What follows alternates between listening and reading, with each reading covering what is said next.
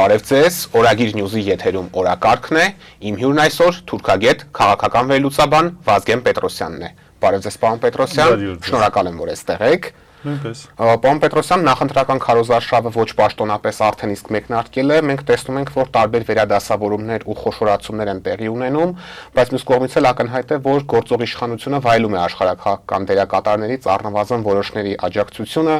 Վենսը Երևանում բաց տեքստով հայտարարեց, որ աջակցում է Նիկոլ Փաշինյանին, ավելի վաղ Թուրքիայի արտգործնախարարներ նմանաբովանդակ մի հայտարարություն արել եւ այլն։ Ինչ եք կարծում, նման աջակցության ֆոնին Նիկոլ Փաշինյանին հնարավոր է իշխանությունից ընտրությունների միջոցով հեռացնել եւ ընդդիմությունը այս ամենից բավարար հետեւություններ անում է։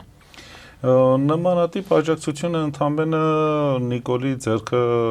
ազատ է թողնում, որպեսզի ինքը կարողանա ընտրախախտումներ անել եւ այդ ընտրախախտումների համար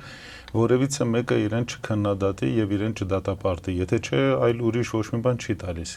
Իսկ եթե ժողովուրդը լայն մասայով մասնակցի ընտրություններին, այդ ժամանակ ընտրախախտումների հավանականությունը բավականին քիչ է լինելու եւ իշխանությունները ստիպված է լինելու նահանջի։ Մանավանդ եթե մեծ զանգված է մասնակցում ընտրություններին, այդ զանգվածը ինքը տերը կանգնելու իր ձայնին, անկախ ամեն ինչից։ Եվ այդ ժամանակ կապ չունի թե ով է թիկունքը կայնել, Վենսը, Թրամփը, Միացյալ Նահանգները, Թուրքիան, Ադրբեջանը, Իսրայելը, դրանք ոչ մեկը ոչ մի դերակատարություն չունեն։ Իսկ ավելի ճիշտ կարելի է ասել, որ դեռևս անցյալ տարի ապրիլի 15-ին էր, եթե չսխալվեմ, Եվրամիությունը որոշում ընդունեց, որ 6 երկրներում Մոլդովա, Հայաստան, Վրաստան, Ուկրաինա, Բուլղարիա ընտրությունների համար ինքը տրամադրում է 275 միլիոն եվրո գումար։ Այն ժամանակ Մոլդովայի ընտրությունները քիչ հետո մի քանի օրվա ընթացքում էր տեղի ունենում, դրա համար այնտեղ իրենք գումար չծախսեցին, Վրաստանում իրենք բոյկոտեցին, գումար չծախսեցին Վրաստանում, Բուլղարիայում նույնպես իրենք չհասացրեցին, որպեսզի գումար ծախսեն, Ուկրաինայում ընտրություններ տեղի չունեցավ, ուստի այդ 275 միլիոնի հիմնական մասը եկել էր Հայաստան, այսինքն անցյալ տարվանից դեռևս Եվրամիությունն էլ իր ֆինանսական աջակցությունը ցուցաբերել էր Նիկոլին, որպեսզի ինքը վերարտադրվի, բայց այս ամեն ինչի դեմ առնելու համար նախ եւ առաջ ժողովրդի լայն զանգվածի մասնակցությունն է պետք ընտրություններին։ Իսկ ժողովուրդը գնալու է ընտրությունների, երբ որ գոյություն ունենա քաղաքական օրակարգ։ Օրակարգ պիտի առաջարկեն ընդդիմադիրները, որ մարդկանց հնարավորինս շատ տանեն տեղամասեր։ Քաղաքական օրակարգը, տեսեք, ժողովուրդը ինքը ռացիոնալ մտածող է եւ ինքը ռացիոնալ մոտեցման կողմնակիցն է։ Ինքը մի խնդիր ունի, երեկոյան երբ որ գնում է տուն, իր օրվա հացը տանի տուն իր երեխան ուտի եւ կուշ լինի։ Սա է օրակարգային հարցը, իսկ ժողովրդին խոստումներով, դատարկ խոստումներով չէ կարող կերակրել, ժողովուրդը արդեն հոգնել է պոպուլիզմից եւ ոչ թե միայն Հայաստանի ժողովուրդը, այլ ամբողջ աշխարհի ժողովուրդներն են հոգնել պոպուլիզմից եւ պոպուլիզմը արդեն աշխարհը տարել է դեպի մի քանի լուրջ փորձությունների եւ այդ փորձությունները մեր աչքի առաջն են տեղի ունեցել, դարեր առաջ կամ 15 տարիներ առաջ չեն, այդ իսկ պատճառով ժողովուրդը իրապաշտական, ռեալ քաղաքական օրակարգ է ուզում։ Իսկ միայն ասել, որ Նիկոլին հեռացնում ենք, լավ, հեռացրեցիք հետո։ Նիկոլի հեռացնելը գլխավոր խնդիրը չի, այլ դրանից հետո Հայաստանի ապագան ճիշտ ձևավորելու, ձևակերպելու այս անկումային վիճակից ամբողջ հայ ժողովրդին եւ ոչ թե միայն Հայաստանին հանելու ու նաեւ Հայաստանը հզորացնելու ծրագիր է։ Իսկ դա կարելի է անել ունենալով հստակ ծրագիր եւ տեսլական ապագայի նկատմամբ։ Մարդկանց պետք է կետերով ներկայացնեն, որ հարցում ինչ է հետևելու Նիկոլ Փաշինյանի հեռացումից հետո։ Միանշանակ։ Եվ այդտեղ պետք է շատ հստակ ասվի, որ եթե ասում են օրինակի համար 100,000 աշխատատեղ ենք ստեղծում, այդ 100,000 աշխատատեղը ինչի հիման վրա է ստեղծում, ում միջոցով է ստեղծում։ Լևոնից սկսած մինչև որ այսօր բոլոր նախագահները եւ այս վարչակազմը ոչնչացրել են գիտությունը, կրթությունը Հայաստանում։ Հայաստանը դարձել է սպառող պետություն։ Այսպիսի սպառող պետության մեջ ինչպես եք ուզում 100,000 կամ 50,000 կամ 10,000 աշխատատեղ ստեղծել։ Ու մնաց 300,000։ Ինչ, ասենք բոլորը լուրջ հարցեր են, ժողովուրդը իրապաշտ է։ Ինքը ուզում է շոշափի ամեն ինչը։ Եթե ոչ շոշափելի է, լավ, այդ մարդիկ կունենան այսպես մեկ հատ կտրուկ աճ եւ հետո կտրուկ անկում են ունենալու։ Ժողովուրդը կոնկրետ է ուզում տեսնել։ Իսկ քաղաքականության մեջ կա 3 մոտեցման ձև։ Մեկ ձևը այն է, որ դուք սկսում եք բարձր նիշից եւ շարունակում եք, երբ որ ձեր դիմադրողականությունը եւ ռեսուրսները բավարարում են երկար դիմակայելու համար։ Մի տեսակն էլ այն է, որ ցածր կետից սկսում է եւ սկսում է դանդաղորեն բարձրանալ։ Եվ մի տեսակն էլ այնպես է, որ ինքը սկսում է բարձր կետից, բայց շատ արագ անկում ապրում, քան որ դիմադրողականություն չունի։ Հայաստանի քաղաքական դաշտում դժբախտաբար մենք չունենք քաղաքական կողմ, որը ունենա դիմադրողականություն։ Ոչ մեկը չունի։ Սկսած իշխանություններից վերջացրած ընդդիմությունը, եւ սա բերում է նրան, որ ժողովուրդը չի վստահում եւ չի հավատում ոչ մեկին։ Կարող է ունենա անձնական սիմպաթիա ինչ-որ մեկի նկատմամբ, բայց դա ընդհանրապես դա է, երբ որ գնա եւ քվեախցիկում ինքը միայնակ մնա, ինքը ստիված է ռացիոնալ ընտրի։ Դրա համար իմ կոչը ընդդիմության այն է, որ երազանքից արթնանան եւ երազախաբությամբ չզբաղվեն։ Զբաղվեն 21 թվականի պատկերին մենք չբախվենք ոչ մի դեպքում։ 21 թվականի պատկերը անկեղծ ասած գիտեք ինչ է, դա գոյություն ունեցող ընդդիմության ամենակոպիտ սխալը։ Քանի որ մասնակցելով ընտրություններին իրենք օրինականացրեցին Արցախի հանձնումը եւ Արցախի հանձնման մեջ այսօրվա գոյություն ունեցող ընդդիմությունը, մանավանդ խորհրդարանական ընդդիմությունը 100% մասնակցություն ունի։ 100% մասնակցություն։ Այն ժամանակ ես առիթ ունեցել եմ իրենց ղեկավարության հետ խոսելու եւ ասելու, չի կարելի մասնակցել ընտրություններին, քանի որ շատ պարզ երևում է նոյեմբերի 9-ի այդ համաձայնագրից, որ Արցախը հանձնվելու է եւ Ռուսաստանը ոչինչ չի անելու։ Եթե Հայաստանը ուզում է հանձնել, Ռուսաստանը ոչինչ չի անելու, մատը մատին չի տալու, թեկուզ իր աշխարհական խնդիրների համար։ Դե ընդդիմությունը ասում է, եթե այլ իշխանություն լիներ, Արցախը չէր հանձնվի, Պրահայի հայտարարությունն է հիշեցնում, ասում են մենք դա չէինք ստորագրել։ Կներեք, խնդիրը նրանում է, որ քաղաքականությունը իրապաշտական, ռեալիստական, պրագմատիստական գիտություն է։ Քաղաքականությունը եթեներ չի սիրում։ Եթե այդպես լինի, ասենք, եթե մորաքույրս կին լիներ, իրեն կասեի քերի։ Տղամարդ։ Հա, տղամարդ լիներ, կասեի քերի, կներեք։ Պարոն Պետրոսյան, մենք տեսնում ենք, որ իշխանության ձգտող առանցքային ուժերը, ընդդիմադիր ուժերը հայտարարում են, որ իշխանության գալուց հետո Նիկոլ Փաշինյանի ստանձնած պարտավորություններից չեն հրաժարվելու։ Նույն Թրամփի ուղումասով, խաղաղության պայմանագրի եւ այլն, լավագույն դեպքում խոսվում է վերաբանակցելու եւ այս պարտավորությունները հնարավորինս չափով լավարկելու մասին։ Ըստ ձեզ ինչու անգամ այս իրավիճակում արտաքին դերակատարները շարունակում են Նիկոլ Փաշինյանին աջակցել, ինչու են այդքան շահագրգռված նրա իշխանության պահպանմամբ։ Գիտեք, սովորաբար երբ որ ունենում եք կամակատար, այդ ժամանակ դուք ամեն կերպ փորձելու եք այդ կամակատարին պահպանել։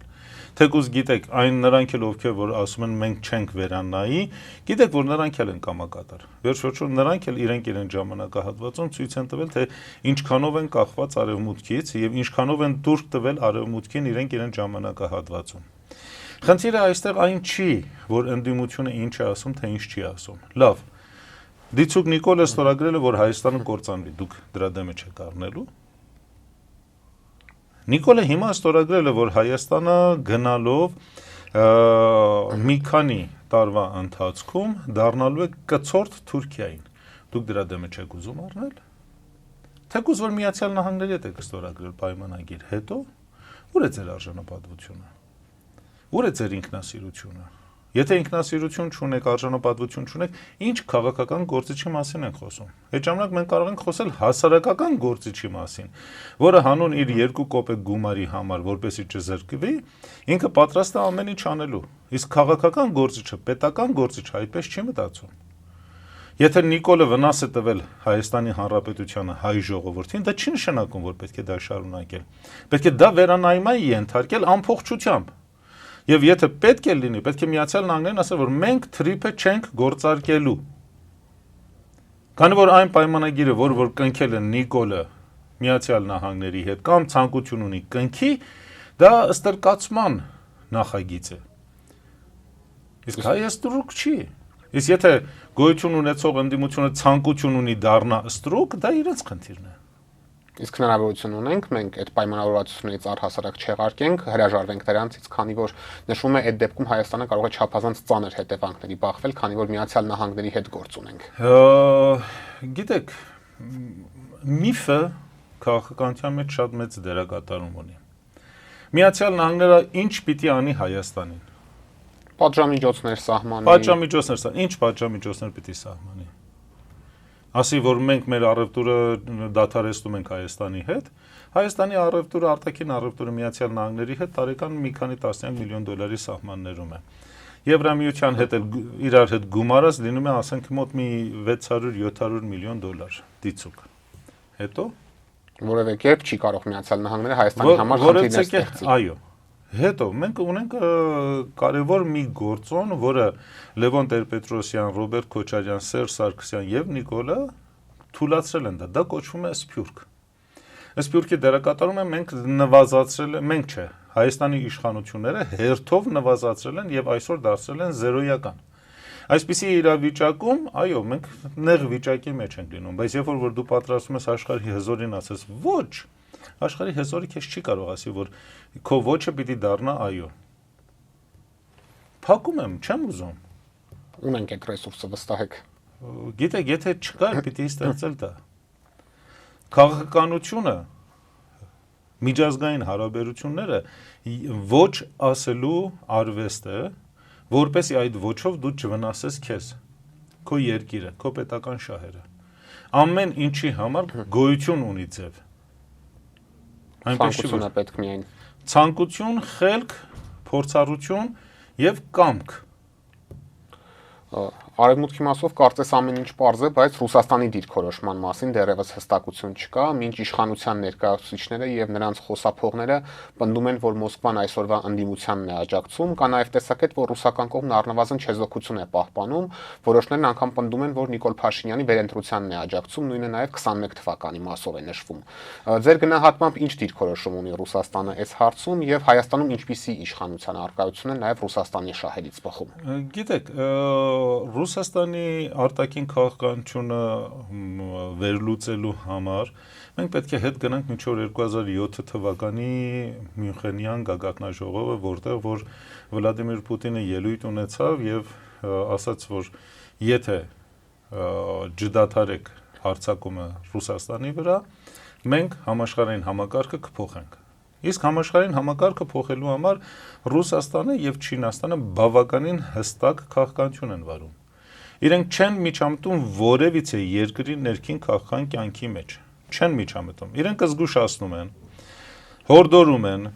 եթե տեսնում են չի տեղ հասնում, այդ ժամանակ դիմում են ռազմական գործողությունների։ Ամենավառ օրինակը Վրաստան-Ռուսաստան պատերազմը 2008 թվականին եւ Ուկրաինայի պատերազմը, որը տեղի ունենում հիմա։ Իրենք չեն միջամտում, իրենք հորդորում են։ Հիմա նույնն էլ Հայաստանի պարագայում է։ 2001 թվականին սխալ գնահատական տրվեց հայկական բանակի ղեկավարության գեներալների դիրքորոշմանը, որոնք պահանջեցին Նիկոլ Փաշինյանի հրաժարականը։ Այդ ամեն ինչը կազմակերպվել էր,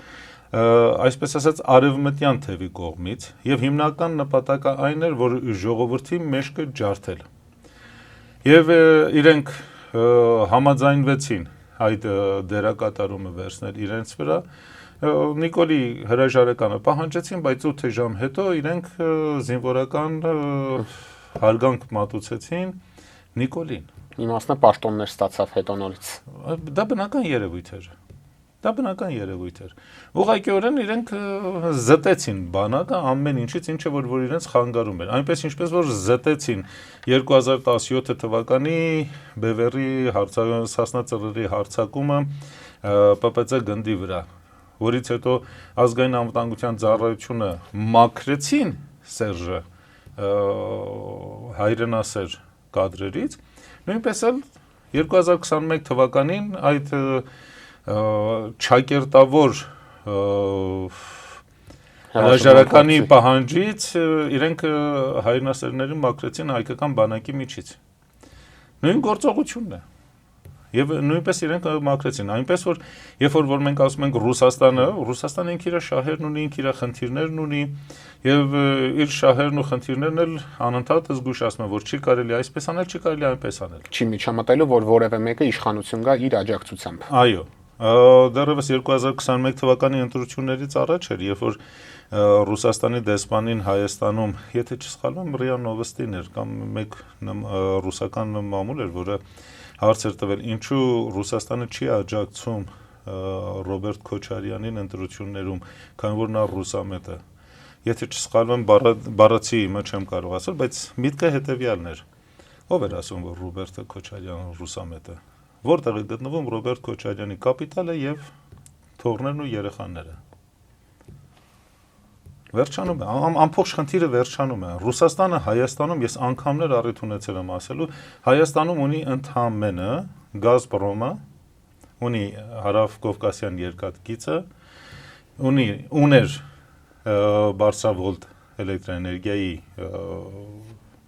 մասամբ էր իրենը, ոչ թե բան, եւ ունի 102-րդ ռազմաբազա։ 102-րդ ռազմաբազան արդեն դեռևս Սերժ Սարգսյանի ժամանակ սկսած իր դեմ տարբեր դավեր կիրառեցին, որպեսի կամաց դուրս անեն եւ հիմա էլ կասեն, որ հանեք եւ Ռուսաստանը գհանի։ Մի զարմացեք, ինքը գհանի։ Սահմանապահներին։ Ինքը խնդիր չունի։ Ռուսաստանը երկու անգամ այս տարածաշրջանից դուրս է եկել, Անդրկովկասից դուրս է եկել։ Եվ երբ որ իր կենսական շահերը ուղիղ հարվածի տակ են մտել, ինքը կացինով է հետ վերադարձել։ Նույնը հիմա է սպասվում ըստ Աստված գիտի թե ինչ կլինի։ Իրադարձությունները դեռ առջևում են եւ կարծում եմ, որ ամենադրամատիկ իրադարձությունները գալացող ամիսների ընթացքում է լինելու։ Երկրորդ նախագահի մասով դուք կասկածի տակ դրեցիք, որ նա ռուսամետ է, սակայն նա իր հարցազրույցներում հրապարակային խոսքում հնարավորության դեպքում, եթե նա իշխանության գա, ողջ համագործակցությունը այդ ամեն ինչի խորացումը հենց Ռուսաստանի հետ է պայմանավորում։ Եթե նա ռուսամետ չի, այս հայտարարությունները ուղերձները ինչով կարող ենք պայմանավորել։ Արեք այդ հարցը իրեն տվեք։ Ձեր կարծիքով դուք պնդում եք, որ նա ռուսամետ չէ։ Վերջի երկրորդ նախագահը իր ժամանակահատվածում սկսեց թշնամանքը հայ առաքելական Սուրբ եկեղեցու նկատմամբ։ Որ դրվագով։ Կաթողիկոսի նկատմամբ։ Բոլոր դրվագներով։ Նույն իր ժամանակ էր, որ թույլ տվեց աղանդավորական շարժումները գրանցվեն Հայաստանում եւ սկսեն ակտիվանալ։ Նույն ինքն էր, որը թույլ տվեց աշխարհի խոշորագույն դեսպանատունը կառուցվի Հայաստանում եւ այդ կառուցման համար ոչ թե տեղի մասնագետները սկսեն աշխատել, այլ Թուրքիայից եկած շինարարներն եկան սկսեցին եւ աշխատել։ Անշուշտ Միացյալ Նահանգների գործն էր, բայց իրենք կարող էին այդ ամեն ինչի վրա վետո դնեին։ Եվ հետո շատ այլ հարցեր կա, որ իսկապես երբ որ նայում ենք զգացմունքները մի կողմ դրած եւ նայում ենք զուտ փաստերը, չոր փաստերը, այդ ժամանակ այլ պատկեր ենք մենք ստանում։ Այնուամենայնիվ այդ հարցը պետք է տալ երկրորդ նախագահին։ Հասկանալի է։ Պարոն Պետրոսյան, նույն եկեղեցու հետ կատարվող զարգացումների համատեքստում վերջերս վեհափառի նկատմամբ քրեական գործ հարուցվեց, արգելվեց նրա ելքը Հայաստանից, իսկ Ավստրիայում էլ նախատեսված եպիսկոպոսական ժողովը փաստացի եպիսկոպոսական հավաքի վերածվեց, որը որոշումներ ընդունել չի կարող։ Ձեր գնահատմամբ ինչու էր իշխանությունը ամեն կերպ խոչընդոտում այս ժողովի անցկացումը եւ ինչ որոշումներ կարող էին դրա ժամանակ ընդունվել, որը Նիկոլ Փաշինյանին մտահոգում էր։ Այստեղ Նիկոլը ինքը շատ փոքր անձնավորություն է, որը ուզենա հայոց առաքելական եկեղեցուն հարվածներ ասացնի։ Դեռևս անցյալ տարի էր մի հոդվածով հանդես է եկել միջով սրացումները եւ զգուշացրել է, որ կաթոլիկ եկեղեցին փորձում է իր դերակատարումը միջին արևելքի խնդիրներում մեծացնել եւ դա բերելու են նաեւ միջամտություն հայ առաքելական Սուրբ եկեղեցու գործերին։ Որպեսի պատկերը ճիշտ պատկերացնենք եւ այս խճանկարը ամբողջական լինի, մենք պետք է հետ վերադառնանք մինչև 1996 թվականը, երբ որ Գարեգին առաջին ամենայն հայոց կաթողիկոսը հովապետական այց կատարեց Վատիկան եւ այնտեղ Լևոն Տեր-Պետրոսյանի հորդորով եւ աջակցությամբ ստորագրեց մի համաձայնագիր, որը հայոց եկեղեցին դարձնում էր ինչ-որ ձևով կցորդ կաթոլիկ եկեղեցուն։ Երբ որ վերադարձավ Գարեգին առաջինը, այդ համաձայնագիրը չվավերացվեց Գերագույն հոգևոր խորհրդի կողմից եւ իրեն շատ սուր քննադատության ենթարկեցին։ Հետագա իրադարձությունները հետևյալն էր, որ կաթոլիկ եկեղեցին սկսեց պնդել, որ դա պետք է անպայման ստորագրվի։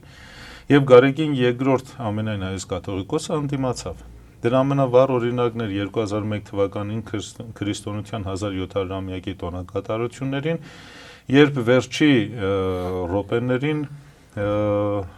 կաթոլիկ պապը հրաժարվեց Հայաստան գալ եւ մասնակցել արարողություններին, եկավ մի քանի ամիս ուշացումով։ Եվ հիմնական պատճառը նա էր, որ մինչև իր այցը պահանջում էր, որ անպայման դա վավերացվի Գերագույն հոգևոր խորհրդի կողմից։ Հետագայում 2015 թվականին հայոց ցեղասպանության 100-ամյակի կապակցությամբ նորից Հռոմի պապը պահանջեց, որ այդ համաձայնագիրը վավերացվի Գերագույն հոգևոր խորհրդի կողմից։ Եվ նորից Գերագույն հոգևոր խորհուրդը մերժեց դա։ Եվ տեսանք, որ 2015 թվականի ցեղասպանության 100-ամյակին կաթոլիկ պապը չեկավ Հայաստան, ինչ պատճառներով։ Հաջորդ տարի եկավ, եւ հաջորդ տարի եկավ եւ բավականին մեծ շքախմբով, եւ իրենք փորձեցին կաթոլիկների ազդեցությունը Հայաստանում մեծացնել, որի մեջ շատ մեծ դերակատարում ուներ նաեւ Սերժ Սարգսյանը։ Եվ նաեւ 2001 թվականին, երբ որ կաթոլիկների պապը չեկավ Հայաստան, Հայաստանի կառավարությունը որոշ մարդկանց դրավ նախագահը նշանակեց իրեն որպես կրոնի գծով խորհրդականներ, որոնք որ ունեին բավականին կասկածելի եւ անցյալ եւ ներկա։ Եվ այդ մարդիկ բավական մեծ դերակատարում ունեցան աղանդավորների գրանցմանը եւ կազմակերպմանը Հայաստանում։ Այսինքն այն ինչ որ տեղի ունենում հայ առաքելական եկեղեցու հետ այս պահին ոչ թե Նիկոլի նախաձեռնածն է, այլ դրսից եկած ճնշումներն է, որը գործադրվում է հայոց առաքելական եկեղեցու վրա։ Քանի որ մենք հայերս ամբողջ աշխարհում հազիվ մի 10-12 միլիոն, լավ, 15 միլիոն հայ ենք։ Լավագույն դեպքում, բայց մենք քրիստոնեության մեջ համահավասարազոր են կաթոլիկ եկեղեցու, բողոքական եկեղեցու եւ ուղղափառ եկեղեցու։ Եվ Սուրբ Հողում, Երուսաղեմում հայերն ունեն գերակա դիրք։ Եվ սա խանգարում է իրենց։ Ինձանից են մեզ ուզում զրկել փաստացի։ Այո, եւ դրա հետ մեկտեղ գալիք համաշխարհային համակարգը, որ գալիս է, այնտեղ լինելու է հիմնականում քաղաքակրթությունների բախումներ, եւ այդ քաղաքակրթությունների բախումների մեջ շատ մեծ դերակատարում ունի կրոնը, շատ մեծ դերակատարում ունի, եւ գնալով ժողովուրդը դեպի հավատքը, դեպի կրոնը ավելի մեծ ձգտում է ցուցաբերում։ Այդ իսկ պատճառով իրենք պիտի ամեն ինչ անեն, որպեսզի հայոց առաքելական եկեղեցուն դարձնեն իրենց ենթակա, իրենց վասալը եւ իրենք գերիշխեն այդտեղ։ Նիկոլը ամեն ինչը ագրեսիվ բնույթ ստացավ միայն հենց հիմա Նիկոլ Փաշինյաներով։ Ձեր խոսքից հասկանում եմ, որ բոլոր իշխանությունների վրա էլ ճնշումներ եղել են այս մասով, բայց այսպիսի ագրեսիվ ձևով այդ ամեն ինչը չի եղել։ Ամենաագրեսիվը սկսել է դեռ 2018 թվականին, երբ որ Նիկոլի գիտակցությամբ եւ այն ժամանակ ազգային անվտանգության ծառայության որոշ ճակերտավոր գեներալների իմացությամբ, գիտակցությամբ, ինչ անուն ուզում եք դրեք, իրենք կազմակերպեցին հարձակումը վեհապար տիրոջ մեքենայի եւ հետո վեհապարին զրկելով թիկնազորից եւ մնացած ամեն սպասարկող մեքենաներից եւ ամեն ինչից։ Այսինքն այն ժամանակվանից եկել է։ Պարզապես մինչ այդ կար Արցախի խնդիրը։ 2023 թվականին Արցախի հայաթափումից հետո մի քանի օր հետո էր հանդիպում ունեցա վեհապար Հայրապետի հետ եւ այդտեղ կային նաեւ arczepiskopոսներ եւ խոսակցության ընթացքին զգուշացրեցի, որ հիմա հերթը հայոց եկեղեցունն է։ Եվ Նիկոլը, այլևս ոչ թե Նիկոլը, արևմուտքը արդեն ուրիշ պատնեշ չկա իր դեմ է։ Եվ հայոց եկեղեցին կանգնած է մենակ արևմուտքի դեմ դիմաց։ Եվ հարված է հասվելու հայոց եկեղեցուն։ Իսկ ինչպես պետք է հակազդենք այս ամեն ինչին մենք որպես հասարակություն, ընդդիմադիր ուժերը, իրապես հասկանան սրա վտանգները։ Ընդդիմադիր ուժերի վրա անկեղծ ասած ես հույս չունեմ, քանի որ ընդդիմադիր ուժերը իրենք ընդդիմադիր չեն։ Քաղաքական շարժումը, քաղաքական ուժը չի վազում իրադարձությունների հետևից։ Ինքը վերլուծում է իրադարձությունները եւ փորձում է մեկ քայլ առաջ լինել։ Իսկ ինչ որ կապված է հասարակությունը պետք է համախմբված լինի ամենայն հայոց կաթողիկոսի եւ հայոց առաքելական Սուրբ եկեղեցու կողքին եւ իր աջակցությունը ամեն վարքյան ցույց տա։ Այսպես ենք մենք կարող չեզոքացնենք ամեն ինչը, ամեն մի վտանգը։ Պարոն Պետրոսյան, ԱՄՆ փոխնախագահ Վենսի այցին ընդառաջ որոշակի ակնկալիքներ կային, որ դրանից հետո կարող են որոշ թվով գերիներ վերադառնալ։ Շատերը անգամ լավատես էին, որ Արցախի ռազմաքաղաքական ղեկավարությունն էլ գուցե ազատ արձակվի, սակայն դա տեղի չունեցավ։ Ադրբեջանի նախագահն էլ իր վերջին հարցազրույցում բացառեց, որ այս մարդկանց ղեկավարներին, այսպես ասած, ներում կշնորհի։ Ըստ ձեզ արդյոք սա նշանակում է, որ գերիների վերադարձի էջը մեկընդմիշտ փակված է, թե եթե այլ որակ ունեցող իշխանություն ունենանք եւ հմուտ բանակցողներ, գուցե այս հարցում էլ որոշակի դրական արդյունքներ ունենանք։ Նախ եւ առաջ արեք ես իմ մոտեցումը ասեմ տվյալ գերիների մասին։ Այլ հարց է, երբ որ զինվորը պատերազմի դաշտում վիրավոր է լինում եւ գերի է ընկնում։ Այլ հարց է, երբ որ ինչ պայմանների մեջ պատերազմական իրավիճակներում գերի է ընկնում անձը։ Իսկ այլ հարց է, երբ որ երկրի ղեկավարը, առաջնորդը ինքնակամ գնում է գերի է հանձնվում։ Դեռ 2023 թվականին, երբ որ Արցախի ռազմաքաղաքական ղեկավարությունը գերի հանձնվեցին, այն ժամանակ ես հարցազրույցի ընթացքում էլ հայտարարեցի, որ իրենք արժանի չեն ոչ մի բանի։ Բոլորը ինքնակամ են հանձնվել։ Բոլոր նրանք, ովքեր որ ինքնակամ են հանձնվել, իրենք արժանի չեն ոչ մի բանի։ Իրենք չէին հասկանում, որ որտեղ են գերի ընկնում։ Իրենք չէին հասկանում, որ իրենց միջոցով ստորացնելու են հայ ժողովրդին։ Ոչ մեկը ոչ մի նռնակ չուներ ինքը իրեն պայթացներ։ 20 տարեկան հայ զինվորի չափ էլ չկային իրենք, թե այդքան գիտակցությունը չունեին։ Ամեն մեկը իր վրան մեկ հատ ատրճանակ ուներ գցած իրեն, չէր կարողանում իր կյանքին վերջ տալ։ Չէր հասկանում, որ իր միջոցով ստորացնելու են ամբողջ մի ժողովուրդ։ Դա նշում է իրանք մնացել են, որ ժողովուրդը կարողանար դուրս գալ Արցախից։ Այդպիսի բան չկար։ Իրենք որ տեսան բոլորը դուրս են եկել, իրենք իրենց կյանքին վերջ տային։ Չէին կարող։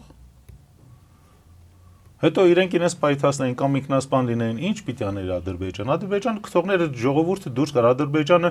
աղոթում էր Աստծուն, որ հայերը թողնեն եւ հեռանան Արցախից, որպեսզի դատարկվի այնտեղ։ Բայց իրենք գնացին գերի ընկան եւ այդ գերությամբ հիմա ստորացնում են ամբողջ մի ժողովուրդ։ Սա մեկ։ Երկրորդ հերթին, բոլոր նրանք, ովքեր որ խոսում էին, որ Վենսը կամ չգիտեմ Միացյալ Նահանգները կազատի այդ գերիներին, դա այսօրվա պատերազմը ամբողջ աշխարհում որ ընթանում է ճանաչողական պատերազմ։ Ճանաչողական պատերազմի միջոցով փորձում են թիրախ ժողովրդին, թիրախ հասարակությունը մտայնությունը փոխել եւ այնպես անել, որպեսզի ռեյթինգը թշնամուն բարձրանա։ Ցանկացած ժողովուրդ կարող է չճանաչել իր բարեկամին, բայց ցանկացած ժողովուրդ պարտավոր է ճանաչել իր թշնամուն։ Արևմուտքը ամբողջությամբ Միացյալ Նահանգները եւ Եվրոպան 30 տարի աշխատեցին հայ ժողովրդի ճանաչողությունը փոխելու եւ հասան նրան, որ այսօր Հայաստանի Հանրապետության իշխանությունները ասում են, որ թուրքը հայ ժողովրդի բարեկամն է։ Չեմ վիրավորվում, երբ իրենց թուրք են ասում։ Դա թողնենք մի կողմ։ Դա տվյալ անձի մարդկային կերպարի բացատրությունն է։ Բայց թուրքը իրենք ներկայությամբ փորձում են ներկայացնել հայ ժողովրդի բարեկամ, թշնամի, գործընկեր։ Իրենք անտեսում են անվտանգությունը։ Երբ անվտանգություն լինի, կարելի է առևտուր անել։ Բայց առևտրով դուք երբեք անվտանգությանը չեք հասնի։ Այն ինչ որ այսօր կատարվում է Հայաստանի տարածքում, ընդհանրապես մեկ անուն ունի։ Միացյալ Նահանգները իր աշխարհաքաղաքական շահերից ելնելով համաշխարհային նոր բաժանումների շեմին կանգնած փորձում է իր դիրքերը ամրապնդի տարբեր տարածաշրջանում։ Մեր տարածաշրջանում Միացյալ Նահանգների հիմնական գործիքակազմը Թուրքիան է։ Դեռևս 1950 թվականից է Թուրքիան։ Եվ ավելի քան 75 տարի չի փոխվել այդ գործիքակազմը, եւ այդ գործիքը չի փոխվել եւ չի էլ փոխվելու։ Այդ իսկ պատճառով Միացյալ Նահանգները իր դիրքերը ամրապնդելու համար Թուրքիային հզորացնում է։ Թուրքիան հզորացնելու համար պետք է թուլացնի եւ ըստորացնի հայ ժողովրդին։ Այն ինչը որ այսօր անում են։ Թրամփի ուղին կամ ինչ անուն ուզում եք դրան տվեք։ Դա ինքը մեծ քաղաքական բլեֆ է։ Դա չի կարող տեղի ունենալ։ Շատ պարզ պատճառով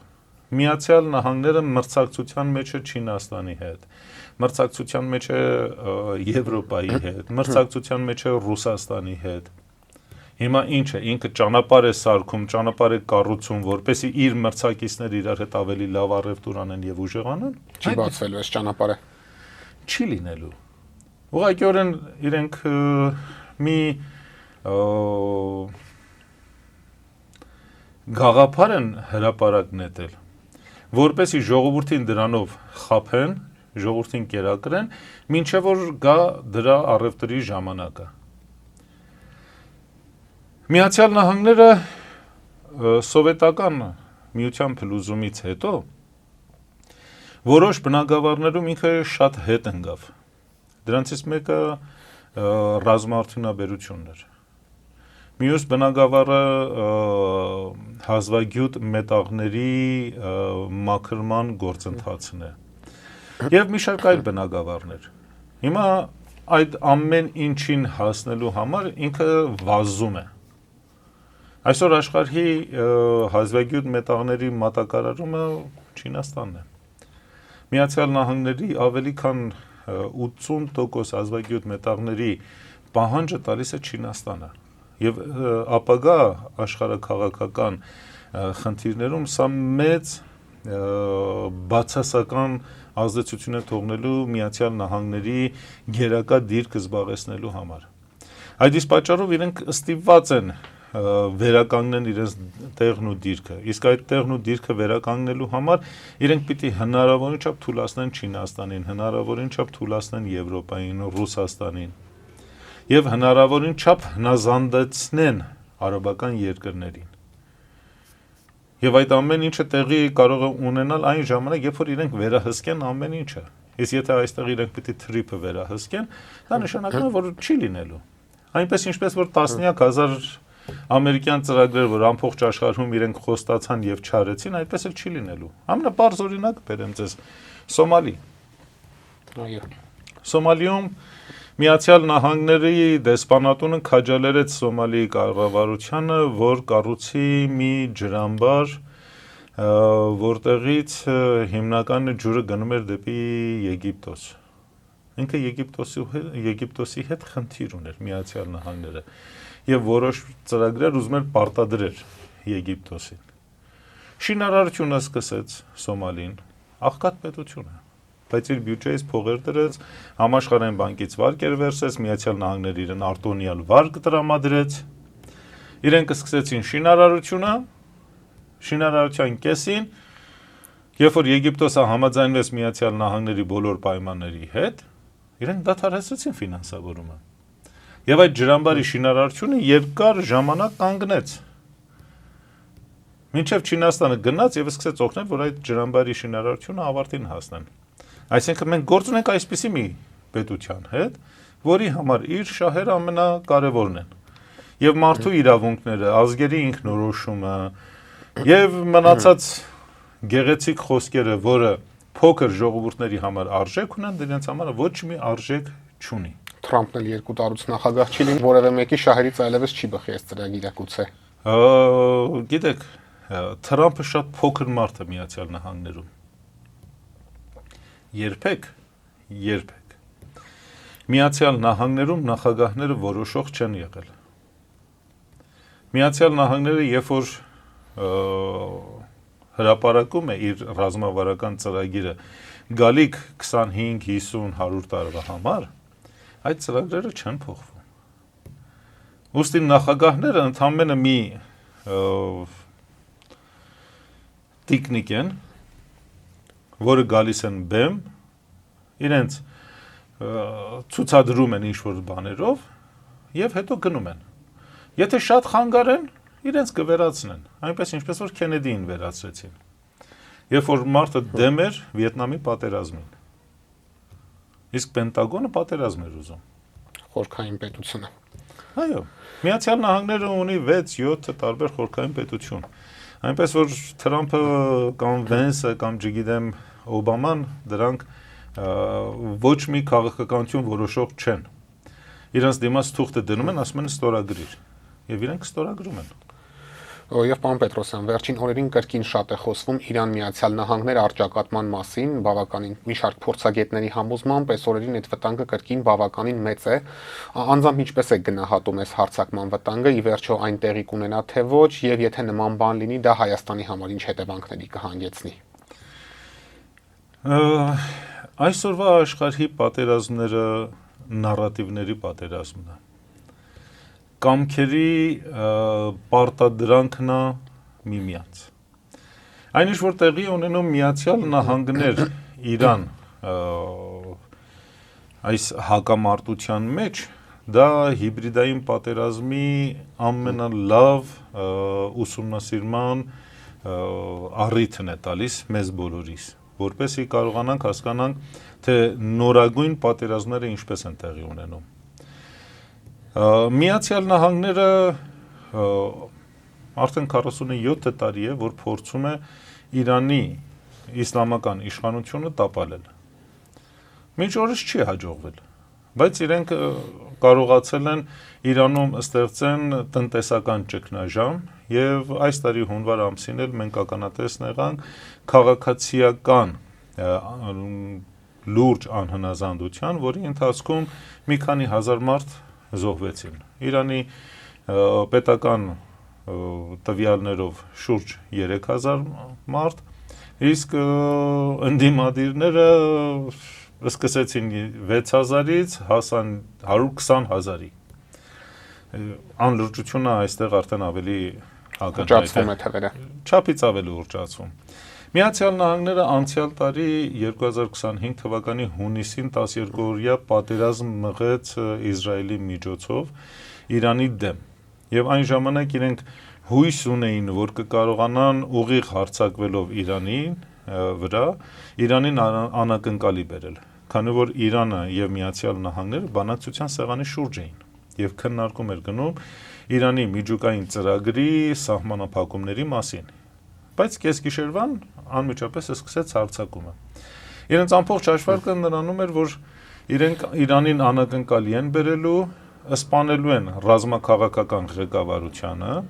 եւ գոյություն ունեցող ներքին ընդդիմադիր դաշտը դուրս կգա փողոց եւ անհնազանդություն կիրականացնի, որի արդյունքում տեղի կունենա իշխանափոխություն։ Բայց իրադարձությունները այլ կերպ զարգացան։ Ճիշտ է, ռազմական ղեկավարության հիմնական մասը ոչնչացավ, բայց շատ արագ իրենց փոխարինողներ եկան։ Եվ հետո 4-րդ օրը պատերազմին Իրանը սկսեց ուղիղ հարվածներ հասցնել Իսրայելի անվտանգության սրտին։ Մոսադի մի քանի լուրջ նշանակություն ունեցող կայաններ ոչնչացան ամբողջությամբ, Իսրայելի մի քանի ռազմատեխնիկական արտադրամ մասեր ամբողջությամբ ոչնչացան եւ Իրանը ցույց տվեց, որ ամբողջությամբ տիրապետում է Իսրայելում գոյություն ունեցող իրավիճակին եւ տեղանքները ճշգրիտ գիտի։ Եվ բացի այդ իր հրթիռային հարձակումները Իսրայելի վրա ցույց տվեց, որ երկաթյա գմբեթը կամ Patriot համակարգը ակոթային պաշտպանությանը կամ մինչև անգամ Միացյալ Նահանգների, այսպես ասած, գեր զարգացած թադ համակարգը այդ հրթիռների նկատմամբ ունի բավականին լուրջ թերություն եւ Իրանի հրթիռները շատ հանգիստ անցնում են այդ բոլոր համակարգերի պատնեշներից եւ հարվածում են։ Այդ իսկ պատճառով Միացյալ Նահանգները միջնորդավորված պահանջեց Իրանից, որպեսզի դադարեցնեն պատերազմը եւ այդ դադարեցումից առաջ իրենք հարվածեցին Իրանի ատոմային մի քանի կայանների, անշուշտ հրթիռներով։ Հակառակ նրան, որ Միացյալ Նահանգների ղեկավարությունը պնդում է, որ օգտագործել է B2 տիպի ռմբակոծիչներ, բայց անձամբ ես լուրջ կասկածներ ունեմ։ Քանի որ երբ Միացյալ Նահանգները օգտագործել է B2 տիպի ռմբակոծիչները, իրենք տարբեր տեղերից, տարբեր վայրերից նկարել են, ռումբը ընկնել են, ցույց տվել, ամեն ինչ ցույց են տվել, բայց այս պարագայում ոչինչ չկար։ Ոչ մի նկարահանում, ոչ մի դիտում։ Իրենք երբ որ Հարավսլավիայի վրա էին հարձակվում, նախկին Հարավսլավիայի վրա, B2 տիպի ռմբակոծիչներն օգտագործեցին եւ կես գիշերվան ցույց են տալի, թե ինչպես է ռումբերը թափում Բելգրադի վրա։ Այսինքն գտնում եք, որ այս անգամ էլ կխուսափի Միացյալ Նահանգները միջամտությունը։ Ես չեմ ասում կխուսափի, գիտեք, այս հակամարտության մեջ Իրանը մի քանի սխալ է թույլ տալիս։ Նախ եւ առաջ Իրանը ներկա դրությամբ վազում է իրադարձությունների հետևից։ Հիմնական դաշտի թելադրողը Միացյալ Նահանգներն է, այսինքն Միացյալ Նահանգները օրակարգը դնում է սեղանին եւ Իրանը ստիպված գնում է դրա հետևից։ Իրանի դիվանագիտական բլոկը բավականին ճկուն քաղաքականություն է դրսևորում։ Եվ արդեն իրանցիները իրենք էլ են հասկացել, որ Միացյալ Նահանգները խնդիր չունի, որ Իրանը կունենա միջուկային ծրագիր կամ չի ունենա, կամ կունենա հրթիռային ծրագիր կամ չի ունենա։ Միացյալ Նահանգների հիմնական խնդիրը այն է, որ Իրանը չի պիտի Չինաստանին նավթ մատակարարի։ Եվ Հորմուզի նեղուցը, որտեղից անցնում է աշխարհի նավթի եւ հեղուկ գազի 20%-ը, պետք է վերահսկվի Միացյալ Նահանգների կողմից, որը չի ընդունում Իրանը, քան որ նույն այդ նեղուցից օրեկան Չինաստանի նավթի շուրջ 50%-ն է գնում։ Դրա համար Իրանը խնդիր ունի Միացյալ Նահանգների հետ։ Եվ եթե Իրանը համաձայնվի, որ զիջումներ կատարի Չինաստանի նկատմամբ եւ թույլ տա վերահսկվի այդ ամեն ինչը Միացյալ Նահանգների կողմից, Միացյալ Նահանգները կթույլատնի ամեն ինչը։ Քանի որ Միացյալ Նահանգների համար կարևորը Չինաստանի չեզոքությունն է եւ չեզոքացումը։ Այսօր աշխարհում միակ պետությունը, որը որ ունի եւ գիտական, եւ ռազմական, եւ ֆինանսական, եւ մարդու ուժի հնարավորություն մրցակցել եւ Միացյալ Նահանգներին իջացնել վերևից, դա միայն Չինաստանն է։ Այդ իսկ պատճառով իրենք գնում են դեպի դրան։ Իսկ այն զորքերի կուտակումը, որը տեղի է ունենում տարածաշրջանում, երբ նայում ենք, տեսնում ենք IVAX տիպի կանխարգելիչ օդային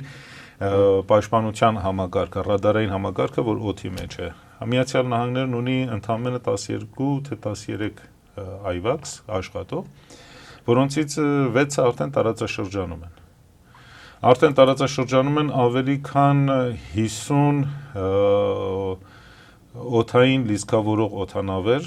եւ 100-ից ավելի բեռնատար ռազմական օդանավեր։ Այս ծավալի տեխնիկայի կուտակումը նշանակում է, որ նվազագույնը տարածաշրջանը բերվելու մի 4-ից 500 օդանավ, կործանիչներ։ Կործանիչները, որը եկել են տարածաշրջանում, հիմնականում F-35 հարվածային են, F-16 ռմբակոծիչներ են, որոնք օգտագործվում են ռադարային համակարգները չեզոքացնելու համար, F-15 տիպի է, որը օգտագործվում է ծանր ռմբակոծությունների համար, B2, B52 տիպի ծանր ռմբակոծիչներ են եւ F22, F18 տիպի կործանիչներ։ Սրանց դասավորվածությունը երբ նայում ենք եւ իրենց ֆունկցիոնալ գործողությունները երբ իրականացվում է, իրենք կարող են իրականացնել։ Ու նաեւ Միացյալ Նահանգների կողմից զորքի կուտակումը, որը մոտ մի 50,000-ի ասնում ամբողջ տարածաշրջանում, պարզ երևում է, որ Միացյալ Նահանգները ներկայությամբ ավելի շատ փորձում է ուժի ցուցադրում իրականացնել, որպեսզի Իրանին պարտադրի իր դիրքերը զիջելու, քան թե իրական ռազմական գործողությունների իրականացում։ Անշուշտ չի բացառվում, որ Միացյալ Նահանգները ցանկանա արագ հարվածել որոշ